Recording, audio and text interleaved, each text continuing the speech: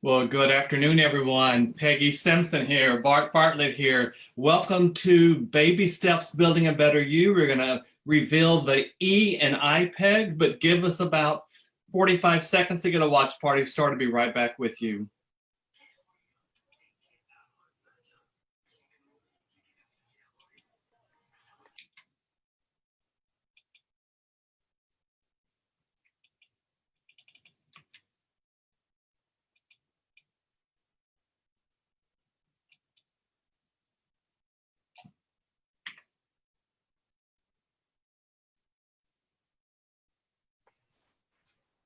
Good afternoon, everyone. Peggy Simpson here, Bart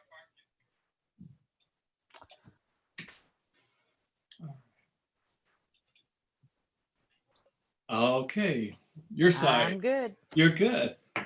Well, once again, everyone, welcome to Baby Steps. Peggy Simpson here, Bart Bartlett. Peggy, how's your Thursday going? Going pretty well. It has been a long day, so I'm glad Thursday is just, the day part is coming to a close, and I'll look forward to tomorrow. Yes, same here. Always look forward to Friday. Well, let's jump right into it because I want to get this party started. Let me once again mute myself over here first. All right, so this party started here. And we are once again talking about, oops, let me come out of this. While you're doing that, I'm going to welcome Tiffany to the call today again. Thank you, Tiffany, for joining us. Well, and I'm going to welcome Linda and Lee to the call, and let's get this back going now. It's going to cooperate, I do hope. There it is. There it is.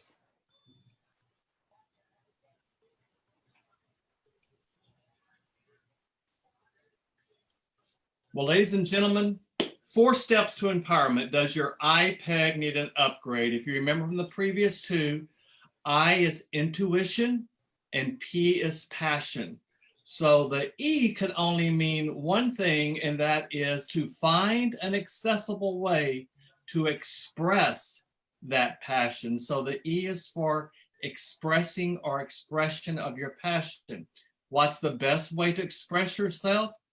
Well, it involves telling your own story. So be thinking about, what is your story? Your passion is your true power. The more you discover and express your passion for life, the more irresistible you become to others. Before we get into the actual nuts and bolts, what I think about Barbara DeAngelis's quote there, Peggy? Well, I never really thought about this. This has really got my brain going here today because, first of all, most of us would have expected the E to be empowerment, right? Right. So you caught me off guard with the express. And I think I can't comment on this just yet until I hear a little bit more about where we're going with the expression. Because I Because love the photo, because there's the me girl too. seeing her future self. So she's already manifesting the story she wants to tell about herself. Yeah, the picture's really great. What it means is, while discovering how to express your passion, you must recognize being passionate requires weathering a storm, no matter how hard it becomes. Express your passion by becoming comfortable with, I love this one, recycling your past fears, disappointments, and pain. Your past fears, disappointments, and pain become useful and become motivating. When you start to express your passion, that is what makes you unique. It's when you start celebrating your individuality, and it is what shapes your character. Thoughts on that? Yeah, I can really relate to this bottom part here. I would have to definitely agree. Think about the people that we know that are different, right? Mm-hmm. We say they march to a different drum. Yep. And we often admire how they're able to carry something unique off. That's something different that we wouldn't be able to do. So clearly, as I think about this and try to put this together very quickly, clearly they are doing well at expressing what their passion is Mhm. many times. Now they might march to a different drum and it maybe not be their passion, but um, you know, I can now see where I may have not always expressed what's most important for me, Mhm. right? And I think I'm waiting to see Mhm. what comes up about how to express, because depending on what your passion is, um, might drive how you express it. Mhm. Right. Um, I love the part about recycling your disappointments. And then when I was doing this and thinking about it, if you look at the word disappointments, when you start to recycle, you make your disappointments your appointments. It's what you are going to create. It's your appointments. Appointments are things in the future that you have. Mhm. Your disappointments are there in the past. So you turn that pain, that disappointment into motivation that takes you to that next level. So I thought that was really pretty cool. And you know, it's one reason I have this the coffee cup I have today. It says life isn't about waiting for the storm to pass. It's learning how to dance in the rain.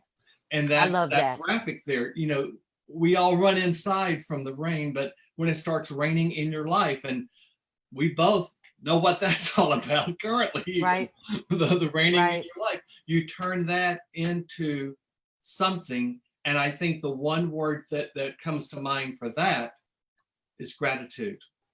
Be grateful Mhm. for your fears, be grateful for your disappointments, be grateful for the pain. Because the one thing we know about people who work out, the only way they create momentum and strength is through resistance. Mhm. It's Mhm. through that.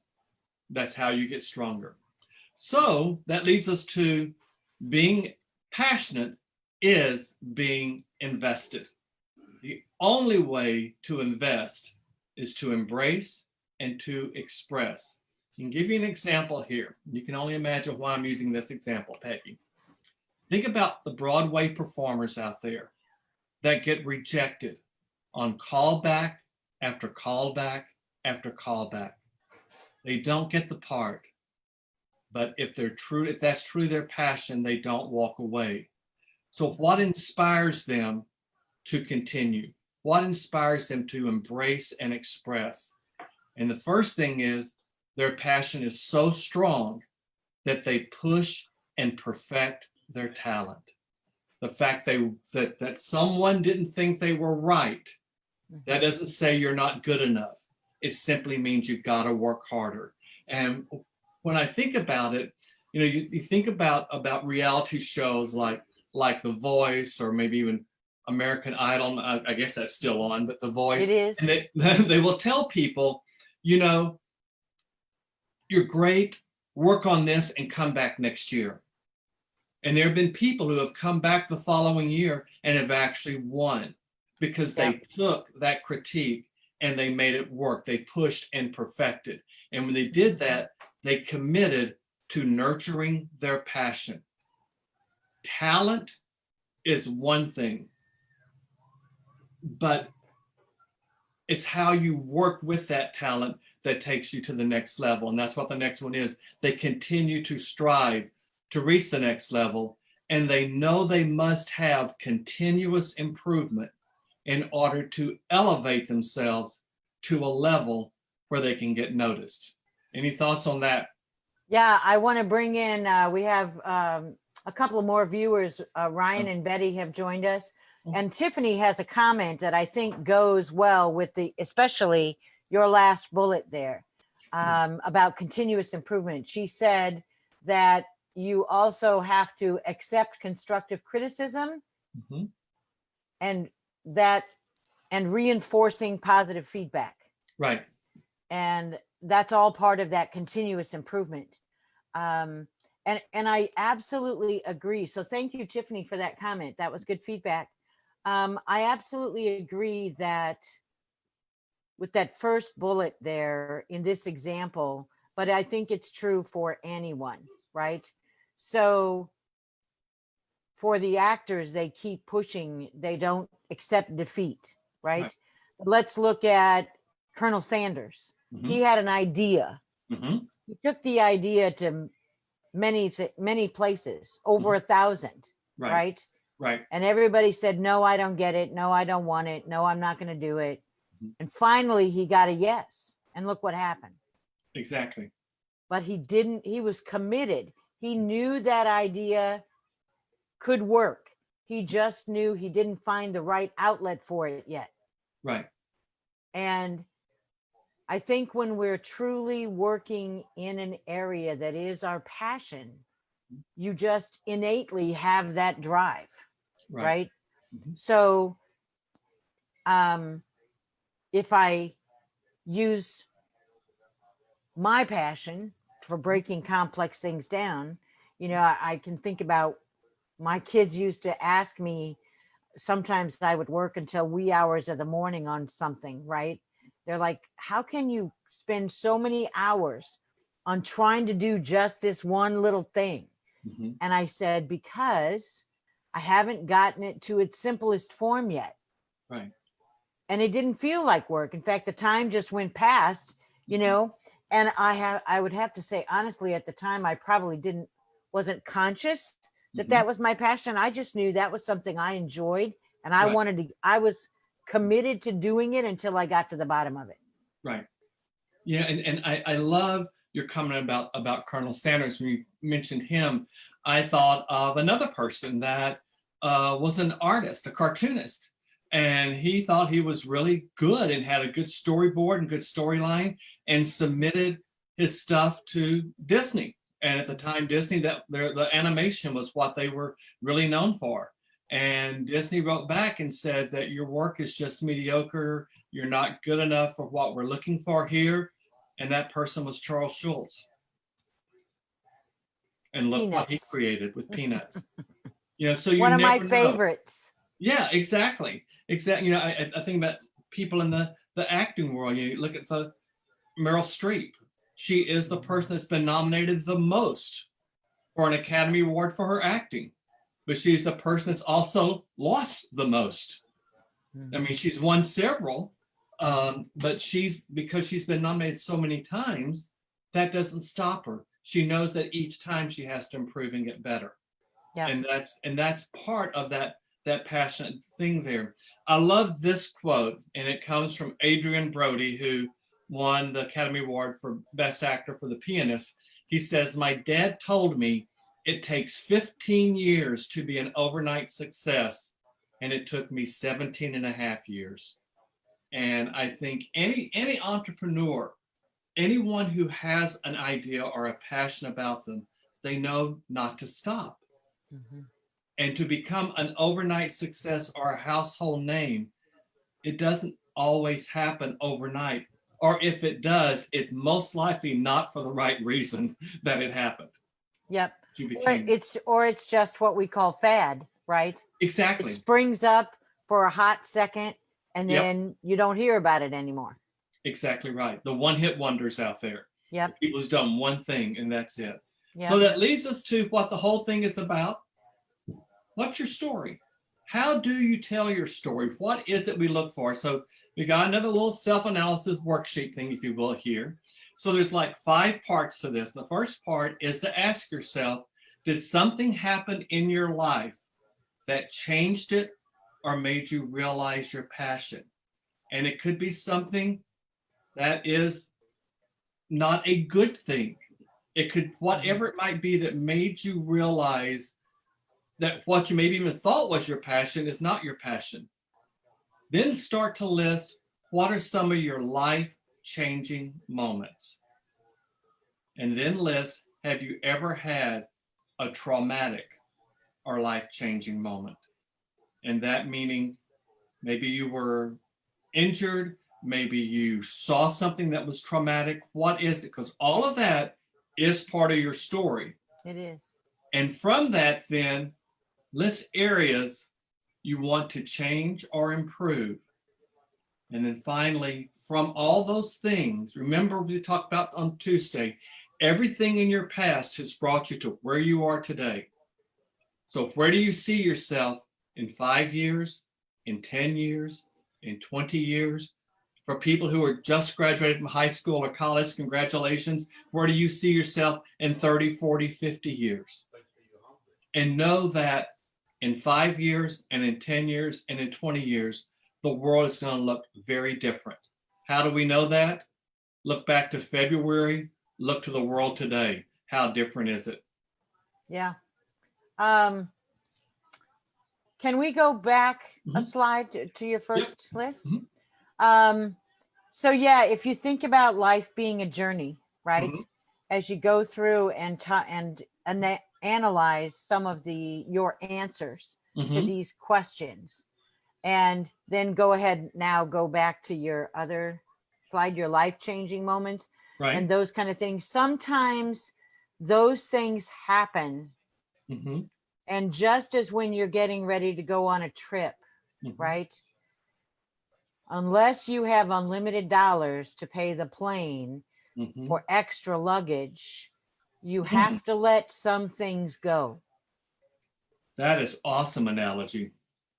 So as you're doing this analysis, look for the things that help you find and define your story, and also identify those things that while they may have been traumatic, that you can now choose to let go of.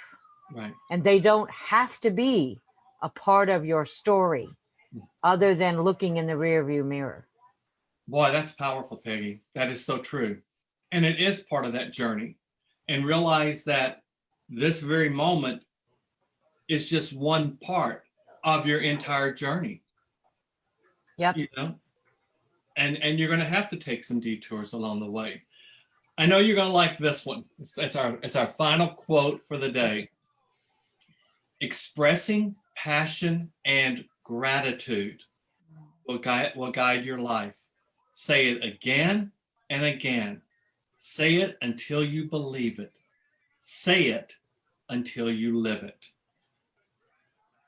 Yeah, I do love that. I really do love that. And it's so, so true. And I'm glad that gratitude is in there, right? Because that's fundamental to me in putting yourself on a positive path. It's fundamental gratitude. You've got to adapt an attitude of gratitude. And it does take convincing. And as you define your story, know that your story is worthy. Know that your story is the only story exactly like it. Right.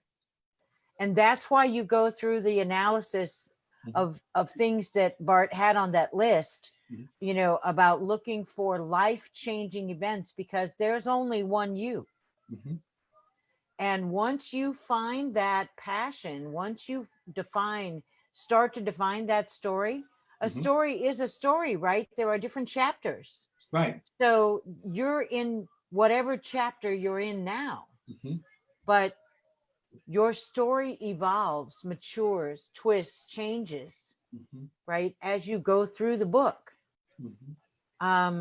So feel comfortable with that.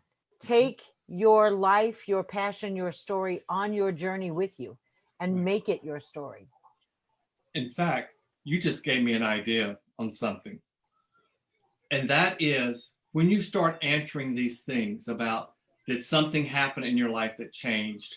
What are your life-changing moments, the traumatic, and then list areas you want to change or improve. After those 4, stop there. And then the question of where you see yourself, create that story that Peggy's talking about. Go out there and create fictional characters and put them there of where they're headed, of what they're going to do, the events they're going to encounter. Create a fictional story based on your actual events. That's great. And make an avatar. Put an avatar on. Make an avatar. Exactly right. You know, and create something there, and then see what just the physicalness of either writing it or entering it on your computer, of doing that and then going out and visualizing that, Yep. that's going to be your story that's going to feed that passion. So Yeah, that's cool. I have to share what Tiffany just commented. Cool. She said, passion fuels confidence and confidence creates value. Oh, wow. That's a Yeah. quote for the day. Wow. Yeah. I agree. I agree. That's a Thank you, quote for the Tiffany. day. I That is love that. powerful. Wow.